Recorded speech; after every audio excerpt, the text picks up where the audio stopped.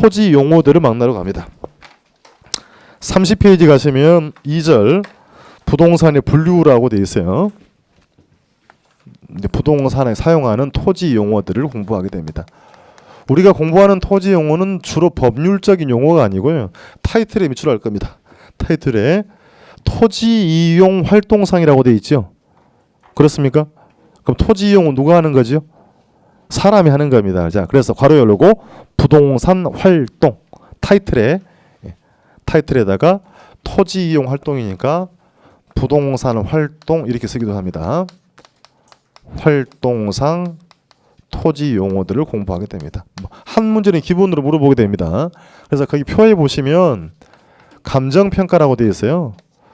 부동산의 토지의 가치를 평가할 때 주로 감정평가상 토지 용어들을 정리를 하러 갑니다. 이게 표 보시면 토지를 실제 용도라고 되어 있죠. 표 상단에 뭐라고 나옵니까? 실제 이용 기준으로 분류하는 겁니다. 그럼 분류하는 건 중요한 건 아니고 토지를 실제 용도로 봤더니 맨 위에 뭐라고 되어 있어요? 택지지역 되어 있습니다. 두 번째 종으로 농지지역 쓰고 있고요. 세 번째는 임지지역이라고 쓰고 있습니다. 자, 편의상 토지를 이렇게 택지지역, 농지지역, 임지지역 크게 분류했다고 해서 대분류했다고 합니다. 뭐 중요한 표현은 아닌 거고요. 자, 그럼 이제 택지라는 표현은 챙겨야 할 표현이 되면 동그라미 칩니다. 똑같이 그림에다가 보고 계시 그대로 읽으시면 됩니다. 자, 지금 공부하는 용어는 법률 용어이다 아니다. 감정평가상 용어로 실제 용도로 쪼개봤더니 토지를 택지지역, 농지지역, 임지지역으로 구분하신 겁니다. 그럼 택지는 감정평가상 용어로 상단부터 주거지역, 주상공돼 있죠. 그렇습니까? 읽으시면 돼. 그림 보고 읽어보세요.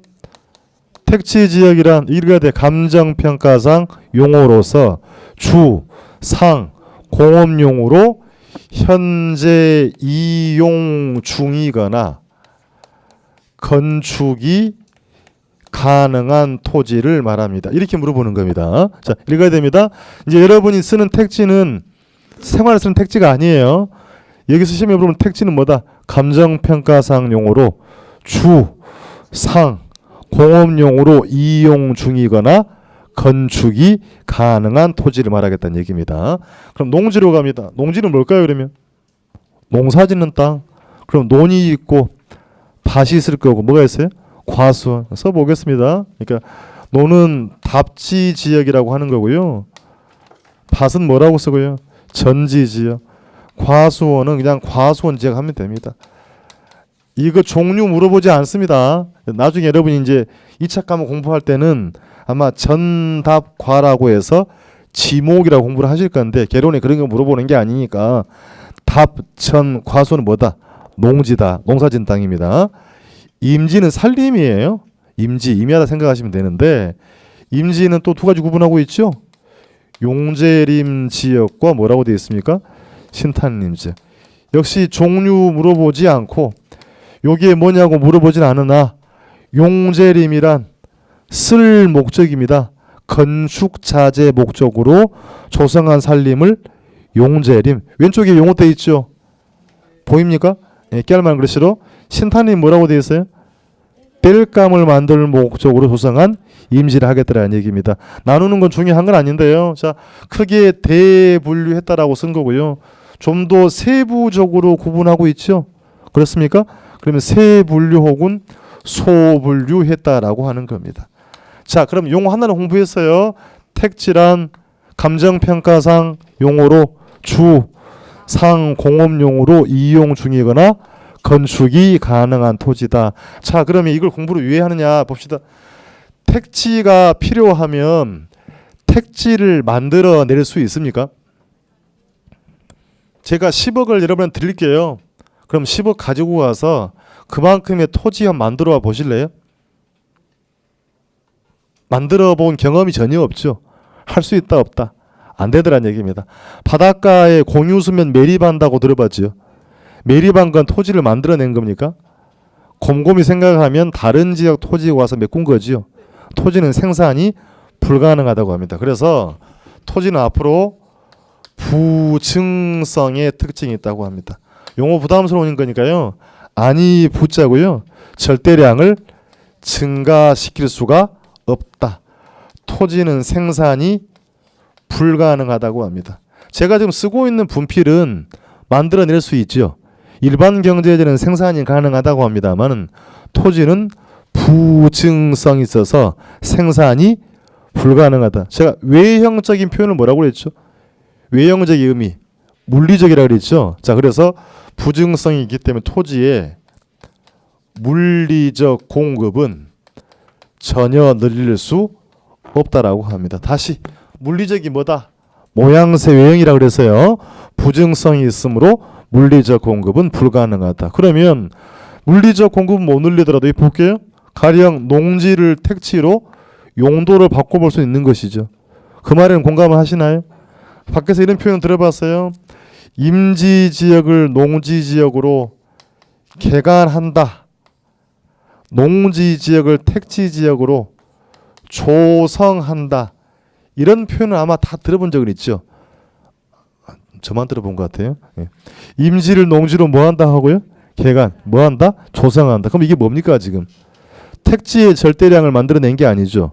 다른 지역 용도를 바꾸고 있을 뿐인 겁니다. 그 용도의 전환을 지금 공부를 하실 거예요. 자, 그래서 용도가 바뀌는 과정인데 가령 임지지역이 농지지역으로 농지지역이 택지지역으로 그 용도가 변경되고 있는 진행 중입니다.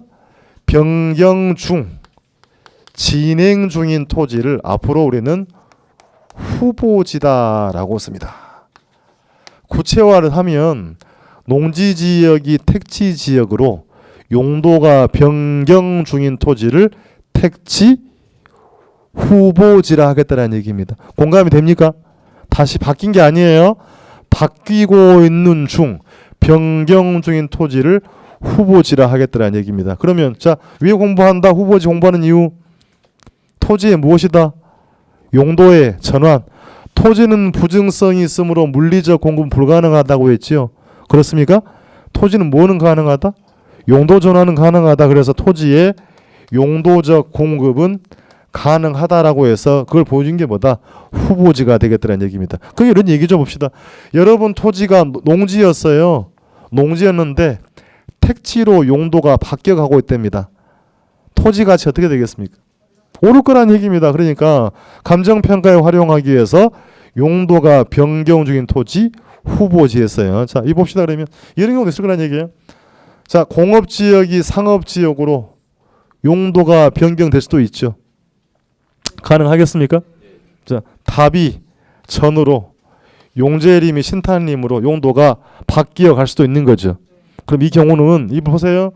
택지지역 내에서 농지지역 내에서 임지지역 내에서 용도가 변경되고 있죠. 그렇습니까? 자, 이렇게 임지지역, 농지지역, 택지지역, 용도적 지역 상호간이라고 씁니다. 상호간의 변경 중이면 뭐라고 정리했고요? 후보지. 그럼 이 경우는 용도적 지역 내에서라고 쓰고 있지요. 용도적 지역 내에서 변경 중이면 이런 경우는 이행지다라고 표현하겠다는 얘기입니다. 자, 읽어봅시다. 이 보고 읽어보세요. 주거지역이 상업지역으로 용도가 변경되고 있답니다. 뭐라고 읽고? 택지지역 내에요. 이행지다. 다시 전이 이렇게 바뀌면 과수원지역이 전으로 용도가 바뀌면 이행지인 겁니다. 그러니까 미묘한 차이인데요. 용도적 지역 이렇게 상호간의 변경 중이면 뭐라고 썼고 후보지. 용도적 지역 내에서 변경 중이면 이행지라고 표현한다. 시험에는 대분류 소분류란 말은 안 나옵니다. 그렇게 안 물어보고 용도적 지역 상호간의 변경 중이면 후보지.